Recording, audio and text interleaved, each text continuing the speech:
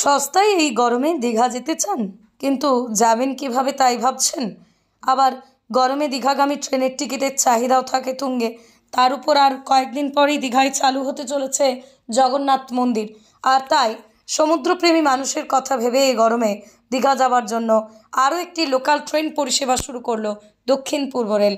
গত 9ই এপ্রিল বুধবার পাঁশকুড়া স্টেশনে শুরু হলো এই ট্রেন পরিষেবা, যেখানে প্রতিদিন পাঁশকুড়া স্টেশন থেকে সকাল 11টায় ছাড়বে এই লোকাল ট্রেনটি, যা সমুদ্রনগরী দীঘায় পৌঁছবে দুপুর 1টা 50 নাগাদ।